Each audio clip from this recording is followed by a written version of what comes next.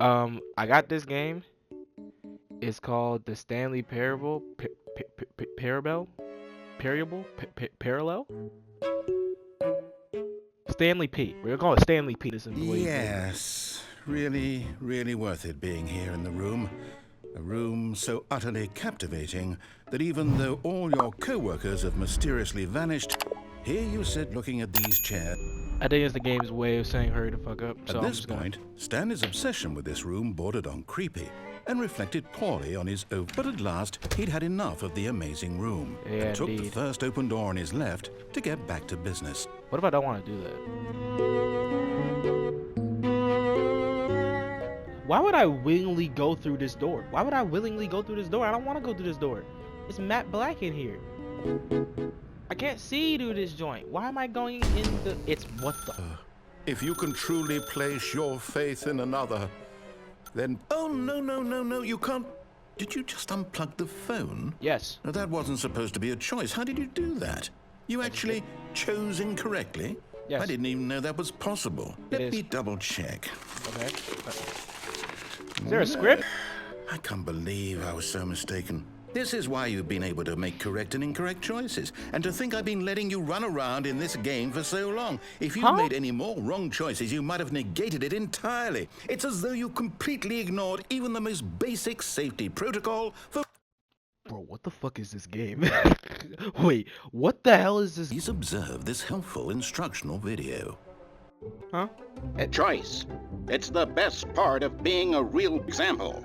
In this scenario, a hypothetical choice would you make? Remember that unlike here, the real work... You may have noticed that Where this did you room has take begun me? to deteriorate as a result of narrative contradiction. But not to worry. Now that you're properly informed on good decision-making, we're going to revisit a choice you made just a few minutes ago and see what the correct thing to do would have been. This way, please.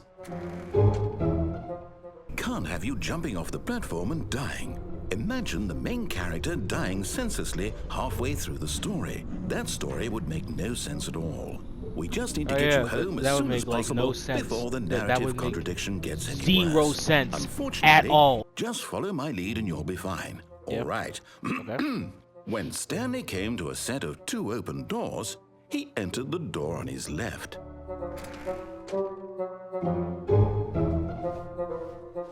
No! Why did you do that? Quickly, hurry back in the other direction. Perhaps we're not too late. Oh, it's ruined. I can't believe, after everything we talked about, that my story, you've destroyed my work. Why? For what? What did you get out of that? What did you think was so special about seeing the game undone, left here like so much garbage? It's worthless now. And what am I supposed to do? Even if there were I'm here. I'm still here. Here in this pile of rubbish. With you. You, who thought you were so clever. Now look where we are. My entire game is destroyed. My bad, G. I thought I was being in funny. the world that was mine, and you've run it into the ground. What, did you think that would be funny? You just had to see? I mean, yeah. Do something. There's a damn good reason for it. That thought hadn't even occurred to you, had it? That there's... No, it did not. And see, your fucking attitude, that attitude is why I didn't do this shit in the first place. You're the... When he came to a set of 2 open doors, he entered the door on his left.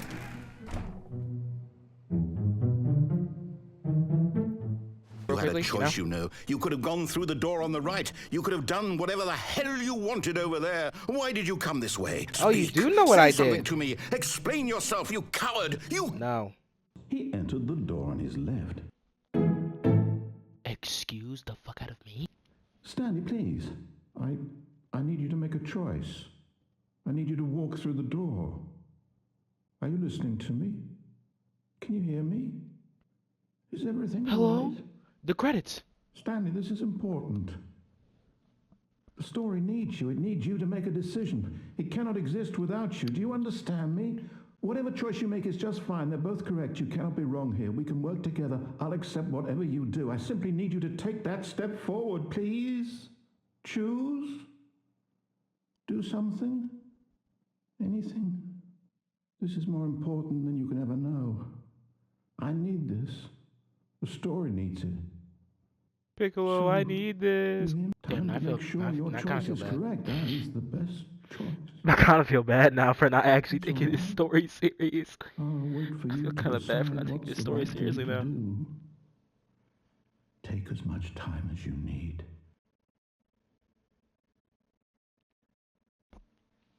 Can I go through the left door now? Hello?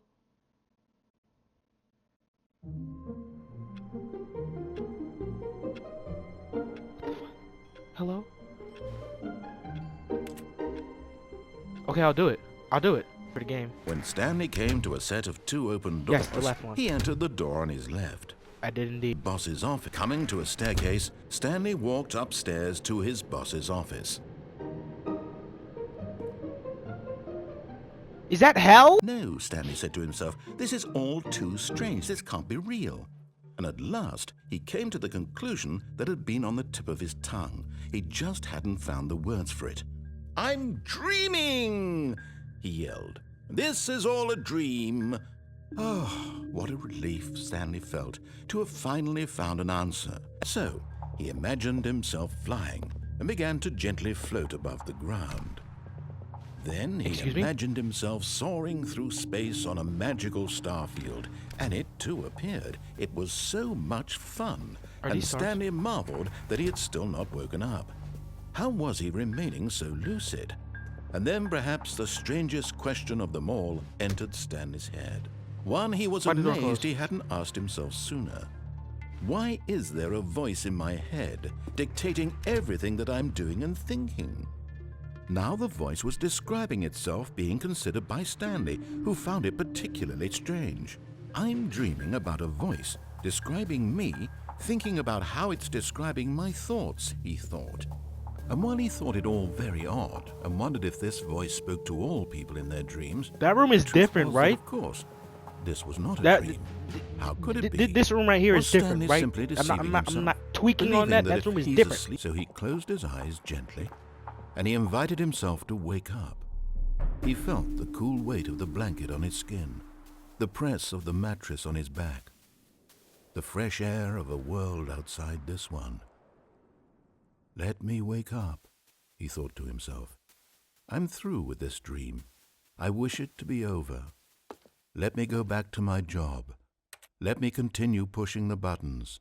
Please, it's all I want. I want my apartment, and my wife, and my job. All I want is my life exactly the way it's always been. My life is normal. I am normal. Everything will be fine. I am okay.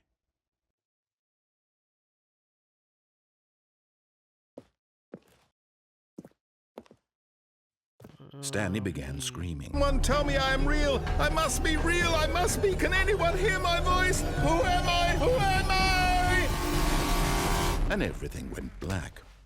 Huh? This is the story of a woman named Mariella. Mariella woke up on a day like any other. She arose, got dressed, gathered her belongings, and walked to her place of work.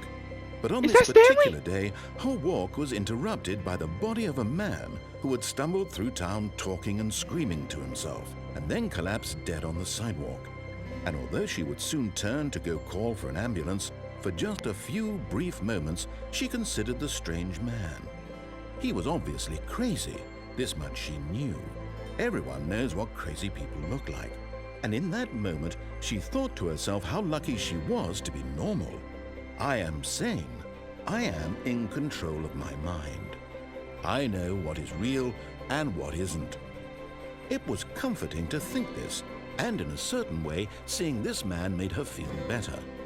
But then she remembered the meeting she had scheduled for that day, the very important people whose impressions of her would affect her career, and by extension, the rest of her life. She had no time for this, so it was only a moment that she stood there, staring down at the body. And then she turned and ran. The police!